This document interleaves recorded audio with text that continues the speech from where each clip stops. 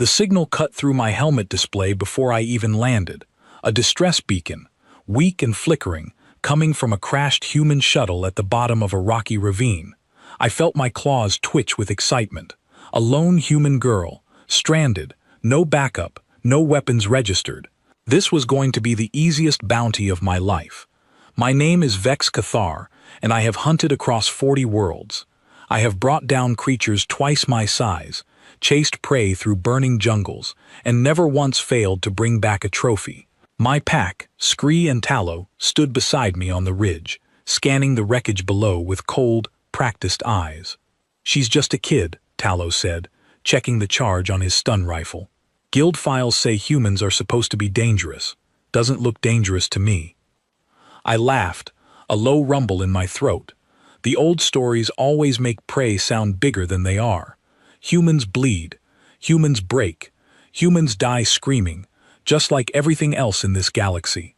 Scree, the quiet one of our pack, said nothing. He simply loaded his capture net and started down the slope. I followed, my 4 legs finding grip on the loose stone with ease.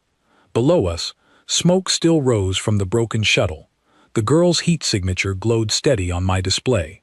Not running, not hiding, just waiting. That should have told me something. It didn't. The bounty file had come through the guild 2 rotations ago. A colony transport ship had been damaged near this moon, and 1 escape pod had gone down hard. Most of the survivors had been recovered by colony rescue teams within hours. But 1 pod's beacon had stopped broadcasting its location clearly, and by the time anyone thought to check, the trail had gone cold. Guild scouts picked up the abandoned signal a full day later, deep in hunting territory that technically belonged to no one and everyone at once. A stranded human, off the books, unclaimed. The kind of bounty that pays well and asks no questions. I remember thinking how strange it was that colony rescue teams hadn't pushed harder to find her.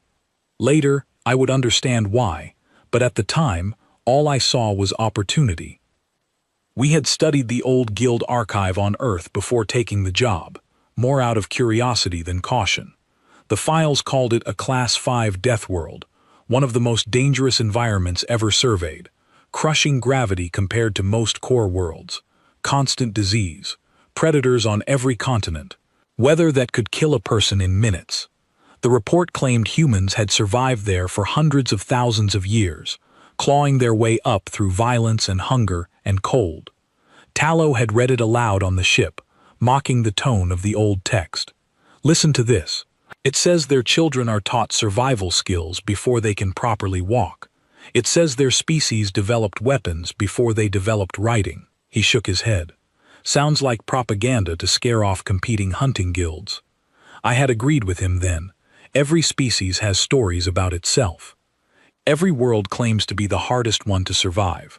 I had hunted things called deadly before, and they always ended up the same way, silent under my boot, trophy claws in my satchel. So when I saw her sitting on a piece of shuttle wreckage, calmly running a jagged piece of metal against a rock to sharpen its edge, I did not feel fear. I felt amused.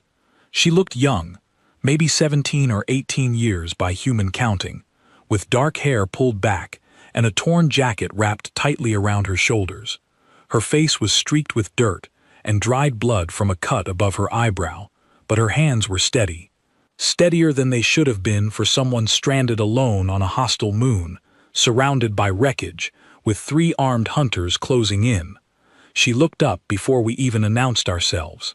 Her eyes moved from me to Scree to Tallow, counting us, measuring us, the way I count prey before a hunt. Not the way prey usually looks at hunters. "3 of you," she said, her voice calm and clear across the open air. "For 1 person, that seems like overkill." Tallow laughed, raising his rifle in a lazy, confident arc. "We like to be thorough." She set down the sharpened piece of metal, slow and deliberate, like she had all the time in the world. "You should probably reconsider that plan." I stepped forward, letting my full height show, the way I always did with nervous prey, to remind them how small they truly were. She did not flinch. She did not back away. She simply watched me the way a person watches weather rolling in, calculating, patient, unbothered. Guild bounty, I said, my translator converting my words into her language. You are property of no colony authority out here. This location is unclaimed hunting ground. You will come with us peacefully, and this will be simple. I've heard that line before, she said. It's usually a lie. Something in her tone made the hair along my spine prickle, though I could not say why. I had faced hundreds of frightened creatures in my career, some who begged, some who fought uselessly, some who simply froze. I had never faced one who sounded almost bored by the threat in front of her. Tallow, always the impatient one, decided he had heard enough talking. He moved forward first, confident in his youth and his rifle, intending to simply tag her with the capture net and be done with it. It was meant to be an easy first strike, nothing more than a formality before we hauled her back to the ship. I watched what happened next through my helmet recorder, and I have replayed it more times than I care to admit, trying to understand exactly where our advantage disappeared. She moved before Tallow's net even left its launcher, not away from him, toward him. She used the broken shuttle frame beside her as a step, launching herself low and fast, aiming not for his weapon but for his legs. Tallow was fast, faster than most creatures his size, but she was already inside his guard before his instincts caught up with his confusion. I heard him grunt in surprise as she used his own forward momentum against him, turning his charge into a fall. His rifle discharged into empty air. By the time he hit the ground, she already had the sharpened piece of metal pressed against a joint in his armor, right at a seam where the plating was thinnest. She did not finish him. She simply held there, perfectly still, letting the moment stretch long enough for both Scree and I to understand exactly what had just happened. Next time, she said quietly, not even breathing hard, send someone who isn't overconfident. Tallow scrambled back, more shaken than hurt, his pride wounded far worse than his body. I felt something shift inside my chest, something between confusion and the first cold edge of doubt. In all my years of hunting, prey did not move like that. Prey did not think like that, calculating an opponent's weakness in the half-second between an attack beginning and ending. Scree signaled me silently, moving wide to flank her from the side, using the wreckage for cover, exactly as we had trained for 100 difficult hunts before. I nodded, circling from the opposite direction, forcing her to choose which of us to watch. It was a simple pincer, a maneuver that had worked against creatures far larger and far more dangerous than one stranded human girl. She backed toward the shuttle wreckage, and for a moment I believed we finally had her cornered, out of options, out of ground to give. I remember feeling relief, thinking that whatever had just happened with Tallow had been luck, or surprise, or some fluke of adrenaline that would not repeat itself. Then she smiled, small and humorless, and reached behind her without looking, closing her hand around something hidden in the wreckage that I had not accounted for. You should have brought more than 3, she said. And that was the exact moment I understood, far too late, that we were no longer the hunters in this ravine. The dust from Tallow's fall had barely settled when Scree made his move. He came from the left, staying low behind a broken section of the shuttle's hull, using the wreckage exactly the way we had trained for years, turning the terrain into an advantage. I watched through my display as he readied a stun charge, the kind meant to drop a target without damaging valuable trophy material. I circled from the right, boxing her in against the shuttle's crushed nose section. There was nowhere left for her to run. Steep rock walls rose on either side of the ravine, and behind her was twisted metal and dead machinery. For the first time since we had arrived, I allowed myself to feel confident again. 3 against 1, cornered, out of options. She did not look cornered. She reached into the wreckage and pulled free a length of pipe, bent at an angle from the crash, one end jagged where it had torn loose from the shuttle's frame. It was not an elegant weapon. It was not built for fighting, but she held it the way someone holds a tool they have used 1,000 times before, comfortable, familiar, unafraid. You know, she said, her voice steady despite everything, where I come from, we're taught that anything that hunts you can be hunted back. You just have to understand how it thinks. Scree fired his stun charge. She was already moving. She did not dodge in a straight line, the way most prey does when startled. She dropped low and rolled sideways along the broken hull, using the wreckage as cover the exact same way Scree had, turning our own tactic back against us. The charge sparked uselessly against torn metal. By the time Scree adjusted his aim, she was already close enough to close the distance completely. I shouted a warning, but it came too late. She swept the pipe low, catching Scree across the back of his legs, and as he stumbled forward off balance, she used his own weight against him, guiding his fall into a jagged support beam jutting from the wreckage. He went down hard, his stun rifle clattering away across the rocks. I had hunted for over a decade. I had seen creatures fight with claws, with venom, with raw strength that could crush stone. I had never seen anything fight with pure calculation, using an opponent's own momentum, weapon, and confidence against them in the same movement. "Two down," she said, breathing harder now but still calm, still watching me the way a person watches an approaching storm, aware, alert, but not panicked. "You're the leader. I could tell by how you were positioning yourself. Everyone else moves first. You watch first." I said nothing. My translator could have relayed a response, but I found I had none ready. Something cold was settling into my chest, something I had not felt since my earliest, most inexperienced hunts, back before I understood how to read a battlefield. Fear. I pulled up the old guild archive on my display without meaning to, some instinct driving me to look for answers I should have studied more carefully before we ever left the ship. The words blurred past as I scanned faster than I should have been able to read. Human physiology. Adrenal response significantly elevated compared to most known sapient species. Pain tolerance variable but frequently underestimated by outside observers. Evolutionary history marked by extreme environmental pressure, resource scarcity, and near constant exposure to predators larger and more dangerous than themselves.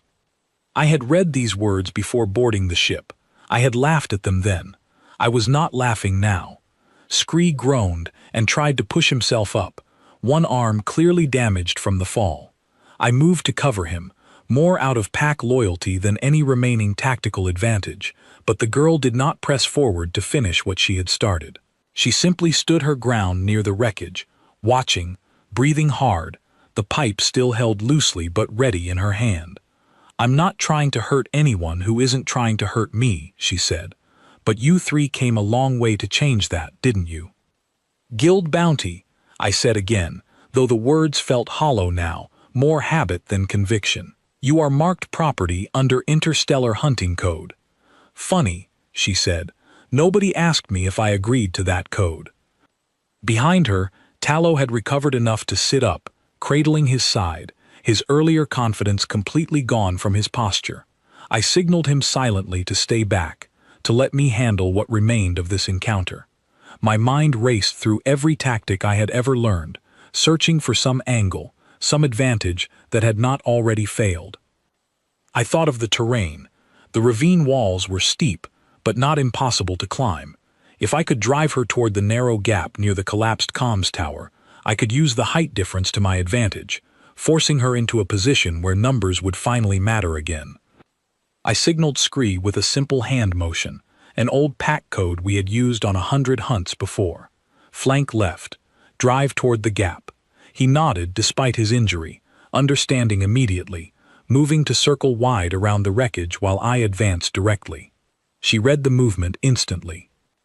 "That's a good plan," she said, almost approvingly, as she began backing toward open ground instead of the trap we had set. "Wrong terrain for it, though. I've had a full day to learn every inch of this ravine. You've had 10 minutes. I felt something close to genuine alarm settle into my chest as I realized she was right. While we had approached confidently, treating this as a simple retrieval, she had spent hours studying the very ground we now stood on, mapping every loose rock, every blind corner, every possible escape route, long before we ever arrived. This was not luck. This was not desperation. This was preparation. I signaled Tallow to hold his position and try the long-range stun rifle from a distance, hoping that if we could not outmaneuver her physically, we might still overwhelm her with numbers and firepower spread across multiple angles. He raised his weapon, steadying himself despite his injury, and fired. She turned at the sound before the shot even left the barrel, moving with an instinct that felt less like reaction and more like anticipation. The stun charge struck the rock beside her instead, sending sparks scattering across the ravine floor. She did not run from the shot. She used the momentary distraction to close distance on Scree instead, catching him off guard as he tried to flank her, sweeping his legs a second time and disarming him completely. I heard myself growl low in my throat, an old hunting instinct rising despite the fear building beneath it. I charged directly, abandoning strategy entirely, relying on raw strength the way I had 1,000 times before, against creatures who could not match my speed or power. She did not try to match my strength. She used the pipe to redirect my charge at the last possible moment, stepping aside with barely any wasted motion, letting my own momentum carry me past her toward the jagged wreckage behind. I struck the twisted metal hard enough to knock the air from my chest, my vision blurring for a brief, disorienting moment. By the time I recovered, she had already retreated several steps, putting distance between herself and all three of us at once, using the terrain exactly as she had promised she would. "You're strong," she admitted, watching me steady myself against the wreckage. "Stronger than me, definitely. But strength only matters if you can land a hit. And out here, on ground I already know better than you, that's not as easy as you thought it would be." I looked past her toward Tallow, still recovering, and Scree, favoring his injured arm, both of them watching me for direction I no longer felt certain I could provide. For the first time since becoming pack leader, I did not know what to do next. The guild archive words echoed uselessly through my mind. Deathworld, Class 5, underestimated. We had come here expecting an easy trophy. Instead, standing in the wreckage of her own crashed shuttle, exhausted, injured, and completely alone, the girl in front of us had turned every single advantage we thought we held into a weapon against us.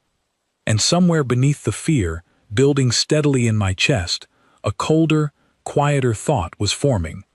We might not be the ones who walk away from this ravine. The ravine had gone quiet except for our breathing, 3 sets of lungs working harder than they should have, and 1 set that sounded far too controlled for someone who had already fought off 2 trained hunters in a matter of minutes.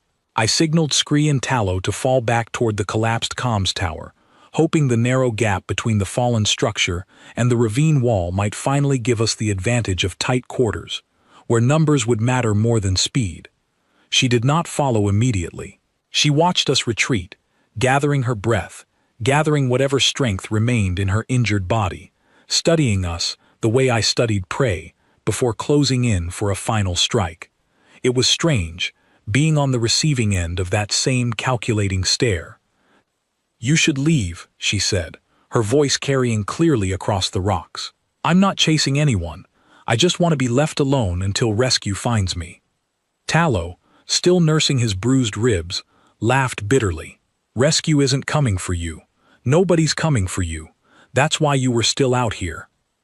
Something flickered across her face at those words, quick and sharp, gone before I could properly read it. Anger, maybe, or grief. I filed the reaction away without understanding its meaning, too focused on regaining control of a hunt that had already slipped completely out of my grasp. I checked the comms tower's structure through my display, noting the fuel cells still sitting unstable near its base, remnants of the tower's old power system, cracked, but not yet fully vented. An idea formed, cold and calculated, the kind of plan I would have been proud of only an hour earlier.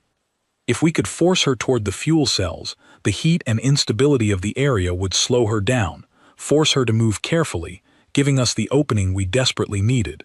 I signaled Scree to circle wide, driving her attention away from Tallow and me, while we prepared to close the gap near the tower. She noticed the fuel cells before we finished positioning ourselves.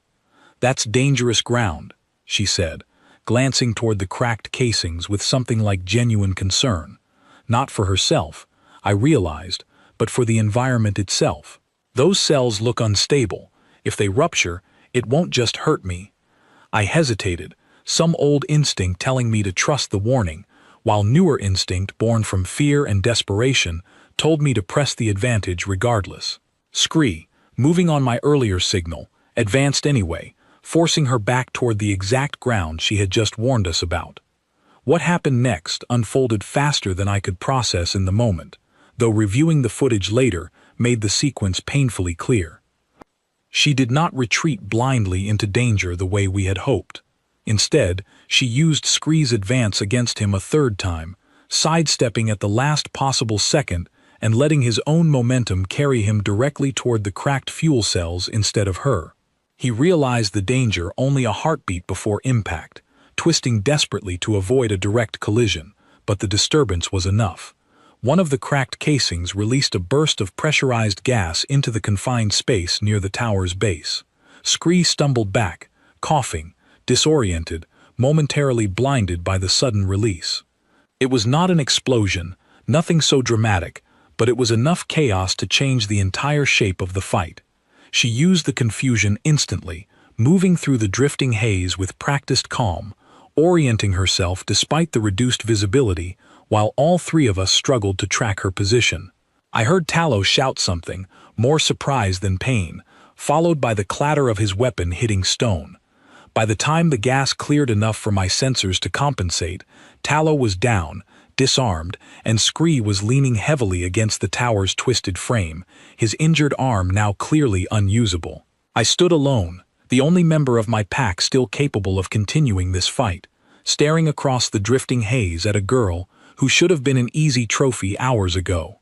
I pulled up the guild archive again, my claws trembling slightly against the display controls, searching desperately for something, anything, that might explain what was happening. The old record scrolled past, filled with warnings I had dismissed as exaggeration only that morning. Human pack hunting instincts, developed over hundreds of thousands of years of survival against predators larger and stronger than themselves, often manifest as coordinated strategic thinking even in solitary combat scenarios. Subjects have been observed using environmental hazards, psychological pressure, and opponent overconfidence as primary combat tools, frequently compensating for physical disadvantages through superior tactical awareness. I finally understood, far too late to matter, that the old reports had never been exaggeration at all. They had been warnings, written by people who had learned the hard way exactly what we were now learning ourselves. "You're the last one standing," she said quietly, stepping through the thinning haze, favoring one leg slightly but otherwise remarkably composed. "I didn't want this. None of this. I just wanted to survive until someone came looking for me." "Guild Command will send others," I said, though the words felt weaker each time I repeated them, less a threat now, and more a desperate attempt to convince myself that this situation still made sense. "This will not end well for you. It hasn't ended well for your friends either," she said, glancing briefly toward Scree and Tallow, both down, both no longer capable of continuing. "I didn't ask for any of this. You three found me. You three decided I was worth hunting."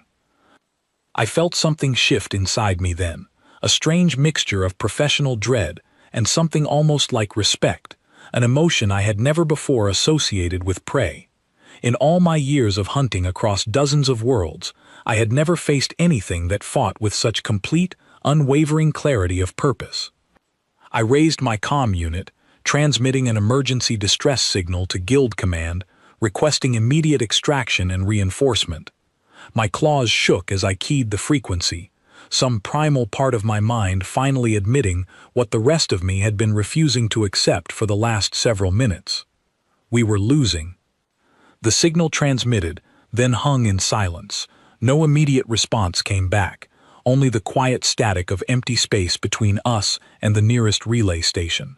I checked the frequency twice, confirming it had gone out correctly, but Guild Command remained silent, either too far to respond quickly or simply unaware of how urgently we now needed help. "Nobody's coming," she said, watching my expression shift as the silence stretched. Not fast enough to matter anyway. I looked past her toward my fallen packmates, both alive but clearly finished fighting, both watching me now with the same desperate hope I had once inspired in them during countless successful hunts.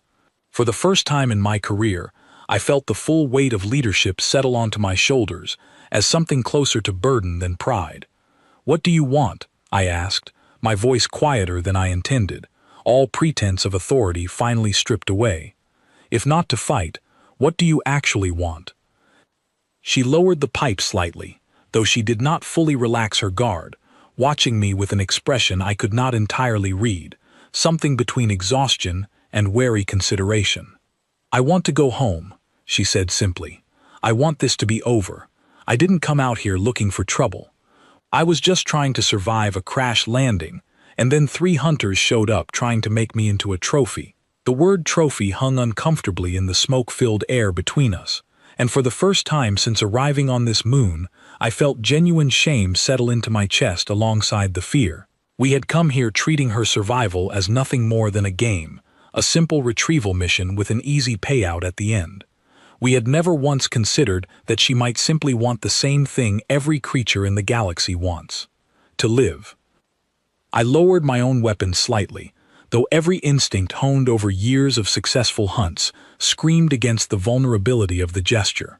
Behind her, the last of the gas drifted upward into the darkening sky, and somewhere in the distance I thought I heard the faint hum of an approaching engine, though I could not yet tell if it belonged to friend or further complication.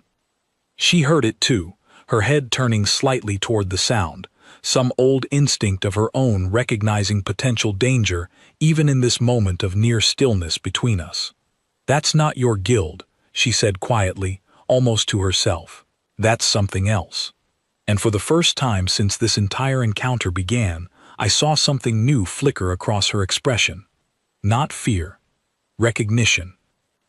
The distant engine sound grew louder, echoing strangely off the ravine walls, and I realized with a sinking feeling that it was not coming from above, where a guild rescue ship might approach, but from somewhere within the ravine itself, further down where the shuttle wreckage stretched into deeper shadow. Whatever was making that sound had been there the entire time, hidden, waiting. The girl's posture changed instantly, the wary calm she had shown throughout our entire encounter, replaced by something sharper, more urgent. She looked toward the sound, then back at me, then toward Scree and Tallow, still recovering on the ground nearby, and I watched her make a decision in real time, the same way I imagined she had made every other decision since this fight began. "There's something else down here," she said quickly, all previous hostility momentarily set aside. "It's been circling the wreckage since before you 3 showed up. I've been keeping it away from the crash site, but I'm guessing that low sound woke it up again." I did not know whether to trust her. Every instinct told me this could easily be a trick, a distraction meant to lower my guard long enough for her to finish what she had started, but something in her voice carried genuine urgency, not calculation, and after everything I had witnessed in the last hour, I found myself believing her despite every reason not to. "What is it?" I asked, my claws instinctively tightening around my remaining weapon. "I don't know exactly," she admitted. "Something native to this moon. Big, fast. It's been testing the wreckage perimeter for the better part of a day, looking for a way in. I've kept it back with fire and noise, but I'm running low on both." Behind me, Scree pushed himself upright despite his injured arm, alert now in a way that overrode his pain entirely. Tallow scrambled for his fallen weapon, all previous embarrassment forgotten in the face of a new, unknown threat. Whatever pride had been damaged by our earlier encounter with the girl suddenly felt irrelevant compared to the low, rhythmic engine-like sound growing steadily closer through the darkening ravine. Then it emerged from the shadows near the deepest section of wreckage, and I understood immediately why it had sounded like an engine. It moved on multiple limbs, long and segmented, its lower body scraping against rock with a sound like grinding metal, its upper section rising taller than any of us, crowned with sensory appendages that swept back and forth, tracking heat and movement with terrifying precision. The girl was already moving before any of us fully processed the danger, grabbing a scorched piece of debris and striking it hard against a metal panel, creating a sharp, disorienting clang that echoed through the ravine. The creature's sensory appendages swept toward the sound instantly, momentarily distracted from the four of us standing together in stunned, uneasy alliance. "Move," she shouted, no longer speaking to me as an enemy, but as someone caught in the same immediate danger. "It hunts by sound and heat. Stay low, stay quiet, and do not run in a straight line." For a brief, strange moment, all four of us moved together, no longer hunters and prey, but simply creatures, trying to survive the same unexpected threat. Scree, despite his injury, positioned himself near the narrow gap by the collapsed tower, using his remaining good arm to brace against the twisted metal frame for support. Tallow crouched low near the wreckage, weapon ready despite his earlier defeat, some old professional instinct rising past his damaged pride. The creature's attention swept across the ravine, drawn by the earlier noise, and for a few tense seconds it seemed as though it might lose interest entirely and retreat back into the deeper shadows where it had come from. Then Tallow, still shaken and not thinking clearly, shifted his weight against loose rock, sending a small cascade of stone tumbling down the slope. The creature's head snapped toward the sound immediately, and I watched with rising horror as its full attention locked onto our small group. "Everyone spread out," the girl shouted, already moving toward the open ground near the shuttle's cracked hull. "Don't bunch together. Give it multiple targets to track. It can't focus on all of us at once." I did not question her instructions, some part of me recognizing that whatever expertise had allowed her to survive alone against 3 trained hunters was now the only thing standing between all of us, and something far more dangerous than any guild bounty. I moved wide to the left, drawing the creature's attention as it began advancing, its multiple limbs covering ground with unsettling speed. Scree, despite his injury, managed to activate his remaining stun charge, firing it directly into one of the creature's forward limbs as it passed close to the tower's collapsed frame.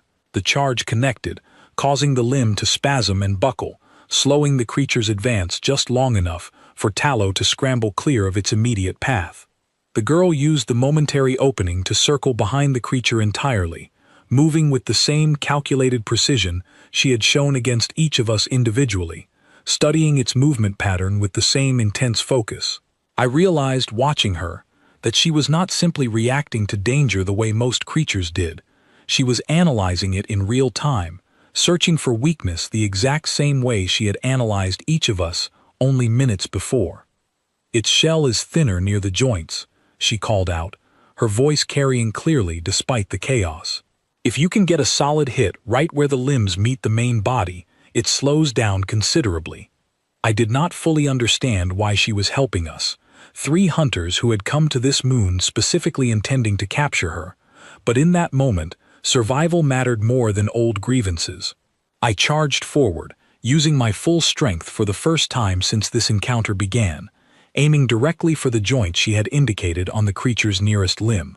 My strike connected solidly, and the creature let out a harsh, grinding shriek, rearing back in obvious pain. It was not enough to stop the creature entirely, but it was enough to buy us precious seconds, seconds the girl used immediately to guide Scree and Tallow toward the narrow gap by the tower, the same defensive position we had originally hoped to use against her. "Get behind the tower frame," she instructed, moving to help Tallow, who was still favoring his bruised side from their earlier encounter. "It's too large to fit through that gap easily. It'll have to slow down to follow, and that's when we hit it again." I found myself following her plan without hesitation, some part of me recognizing genuine tactical skill when I saw it, regardless of who was providing it. The creature pursued us toward the tower, its multiple limbs scraping loudly against stone, but as it attempted to force its way through the narrow gap, its size worked against it exactly as she had predicted. It became momentarily wedged between the twisted metal frame and the ravine wall, thrashing violently to free itself, giving all 4 of us a brief, critical window. The girl moved first, striking hard at another exposed joint, and I followed immediately after, using the combined force of our attacks to finally drive the creature back rather than simply slowing it down. It shrieked again, louder this time, before finally retreating back into the deeper shadows of the ravine, its multiple limbs carrying it away with surprising speed despite its injuries. Silence settled over the ravine once more, broken only by our collective, exhausted breathing. I turned to look at the girl, standing amid the wreckage, injured, exhausted, and completely alone, except for 3 hunters who had arrived that day, intending to make her nothing more than a trophy. She met my gaze steadily. No triumph in her expression, only weary relief that the immediate danger had passed. "That thing has been testing this wreckage for hours," she said quietly. "I wasn't sure I could hold it off much longer alone." I looked toward Scree, still favoring his injured arm, but alert and steady, and toward Tallow, breathing hard, but uninjured, beyond his earlier bruises. Then I looked back toward the girl, understanding fully for the first time exactly what kind of survivor we had originally set out to hunt. "You've been fighting that thing off this entire time," I said slowly, "while also fighting off us." She nodded, exhaustion clear in every line of her posture. "Like I said, anything that hunts you, you learn to hunt back. Sometimes that means more than one thing at once." I felt the old guild archive words settle fully into place within my mind, no longer distant warnings from an outdated report, but a truth I had witnessed firsthand within a single afternoon. We had come here believing humans were exaggerated legends, stories told to justify inflated bounty prices. We had been wrong in ways that would take far longer than this single encounter to fully understand. The distant hum of an actual approaching engine finally reached my audio sensors. This one clearly mechanical, clearly familiar, growing steadily louder from somewhere above the ravine rather than within it. I checked my display, confirming what I already suspected. Guild Command had finally responded to my earlier distress signal. But as the engine grew closer, I found myself uncertain, for the first time in my entire career, about what exactly I intended to report when they arrived. The engine grew louder, and for a brief moment I allowed myself to believe that whatever remained of this mission could still be salvaged. A guild ship meant reinforcements, meant proper equipment, meant a way to finally end this encounter the way it should have ended from the very beginning. I signaled Scree and Tallow to hold position near the tower, both of them too exhausted to argue, and turned my attention upward, searching the darkening sky for the source of the sound. The girl did not share my relief. "That's not coming from above," she said quietly, her earlier wariness returning in full force. "Listen carefully. That sound is coming from the same direction the creature retreated toward." I forced myself to listen past my own hope, and she was right. The mechanical hum I had mistaken for a rescue ship was not descending from orbit. It was echoing up from deeper within the ravine, from the same shadowed depths where the injured creature had fled only minutes earlier. "It's not an engine," she said, her voice tightening. "I think that thing wasn't alone." I felt cold dread settle into my chest, as understanding arrived far too late to properly prepare for it. We had wounded one creature, driven it back into hiding, believing the danger had passed. We had not considered that creatures like that rarely hunted entirely alone, especially on a world already classified as hostile to nearly every visiting species that had ever surveyed it. Scree straightened despite his injury, some old instinct rising past his exhaustion. Tallow raised his recovered weapon, though his hands were shaking now, adrenaline and fear finally catching up to him after everything we had already survived that day. "How many?" I asked the girl, my voice quieter than I intended. "I don't know," she admitted. "I only ever saw the one. But that sound isn't one creature moving. That's multiple sets of limbs, moving together." The first shapes emerged from the shadows moments later, smaller than the creature we had wounded but numerous, moving with the same segmented, grinding gait, their sensory appendages already sweeping toward our position with terrible efficiency. I counted 5, then 6, then lost count entirely as more emerged from the deeper darkness beyond the wreckage. "They hunt in groups," the girl said, backing toward the shuttle's cracked hull, her earlier calm finally beginning to fracture under the weight of true, overwhelming danger. "I never saw this many before. I think we hurt one of their pack, and now the rest are here because of it." I understood immediately what she meant, the horrible symmetry of the situation settling over me with sickening clarity. We had spent the entire day treating her as prey, using pack tactics and coordinated strategy to try to overwhelm a single target. Now we found ourselves facing the exact same tactic, turned back upon all of us at once, by creatures who had lived on this hostile moon far longer than any of us had existed. "We need to move," I said, all pretense of authority or bounty hunting completely abandoned. Now, the girl did not argue. Whatever animosity remained between us had become entirely irrelevant in the face of a threat none of us could survive alone. She moved quickly toward a narrow crevice near the ravine wall, one she had clearly noted during her earlier hours of careful observation, waving urgently for the rest of us to follow. "This way," she called. "It's too narrow for them to follow easily, but we have to move now, before they close the distance." Scree moved first, his injured arm slowing him, but not stopping him entirely. Tallow followed close behind, finally abandoning any lingering pride from his earlier defeat, focused entirely on survival. I moved last, covering our retreat as best I could, watching the approaching creatures spread out across the ravine floor with the same deliberate, coordinated movement we had once used to hunt her. The crevice was tight, forcing us to move single file, stone pressing close on either side as the sound of grinding limbs grew louder behind us. I heard one of the creatures strike the rock near the entrance, unable to fit its full body through the narrow gap, exactly as the girl had predicted. But not all of them were the same size.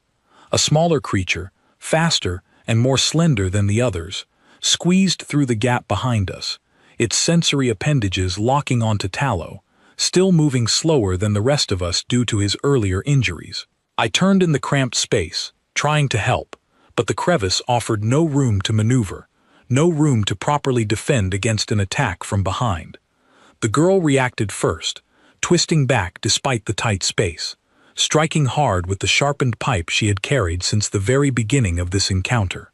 The creature recoiled, injured but not defeated, and for a brief, chaotic moment, all of us were trapped together in the narrow passage, fighting for space to breathe, let alone properly defend ourselves. I do not remember every detail of what happened next with complete clarity. I remember the crevice finally opening into a wider section of the ravine, one the girl had clearly scouted during her earlier hours alone. I remember Scree falling behind, his injured arm finally giving out completely under the strain of the escape. I remember turning back to help him, and the sound that followed, one I have tried many times since to forget entirely. I remember Tallow's voice, calling out once, then falling silent.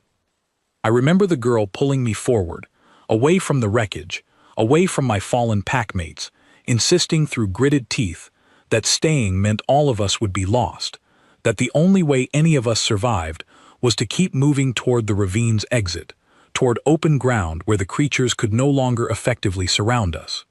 I do not remember agreeing to leave them behind. I remember only the desperate, overwhelming instinct to survive, the same instinct the old guild archive had described in painstaking detail, the same instinct I had once mistaken for a myth, exaggerated by a species eager to inflate its own reputation. We reached open ground as true engine sounds finally became audible above us, this time unmistakably mechanical, unmistakably real.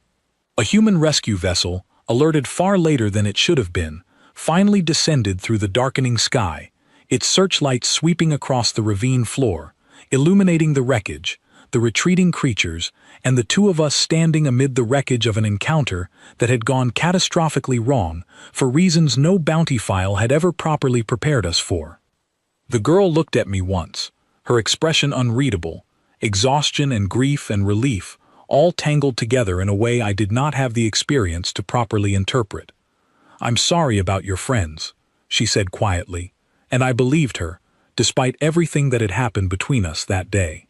I didn't want any of this.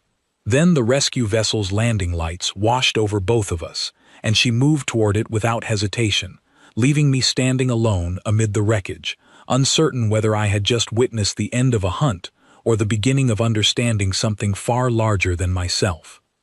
I do not fully remember the moments immediately after that. My suit's recording continued, but my own memory grows unreliable from that point forward, fragmented by exhaustion and the lingering effects of the encounter. The final entries in my personal log describe searching the wreckage for any sign of scree or tallow, finding nothing beyond scattered equipment and evidence of the creature's passage, before my own transmission finally went silent. My name is Nairi Valak, Senior Investigator with the Hunting Guild Oversight Division, and the recording you have just heard represents the complete recovered log of Hunter Vex Cathar, retrieved from a damaged helmet unit found within the wreckage of the ravine described throughout this account. The recording was recovered nearly 3 full rotations after the incident, badly damaged, requiring extensive reconstruction before playback became possible at all. I have reviewed this log more times than official protocol requires, largely because the medical report accompanying this case defies easy explanation. Of the 3 hunters dispatched to retrieve the human designated in the original bounty file, all 3 are officially confirmed deceased. Remains recovered from the ravine were fragmentary and heavily damaged, consistent with predator activity rather than combat between the hunters and their intended target. There is no evidence the human girl caused any of their deaths directly.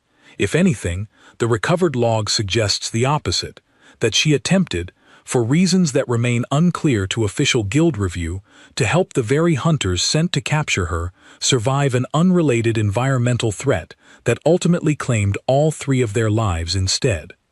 The girl herself was recovered safely by a human colonial rescue vessel roughly 3 hours after the final log entry, treated for minor injuries and exhaustion, and returned to standard colonial processing without incident.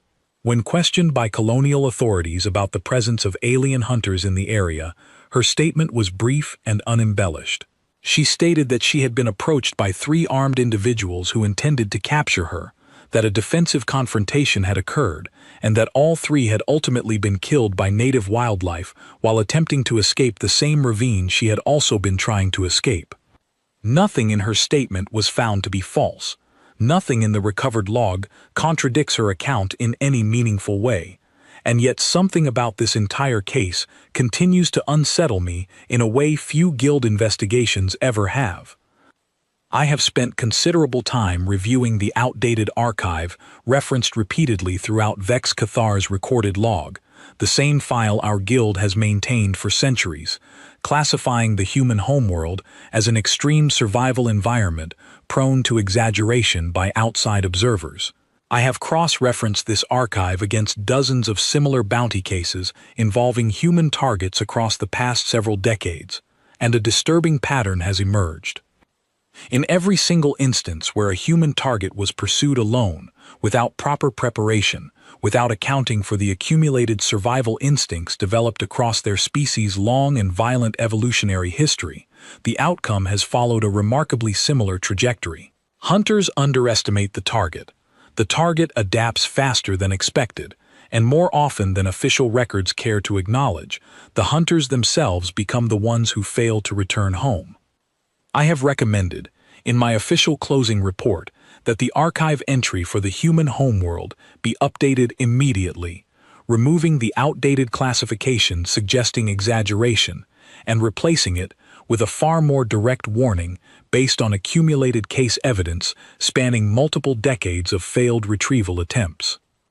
I have further recommended that all outstanding bounties involving human targets be permanently withdrawn from guild circulation, a recommendation that has already generated considerable resistance from senior guild leadership reluctant to abandon a previously lucrative bounty category. I do not know whether this recommendation will ultimately be accepted.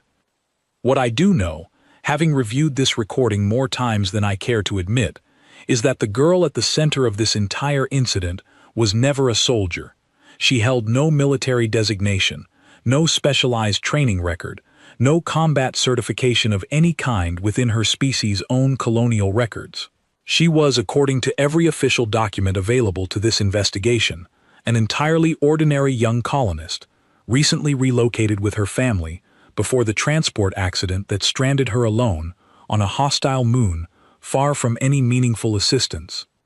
She survived 3 trained hunters, native predators unlike anything documented in prior guild surveys of this particular moon, and nearly 2 full days of complete isolation, using nothing beyond improvised tools, careful observation, and an instinctive understanding of tactical survival that our own extensive combat training had entirely failed to anticipate.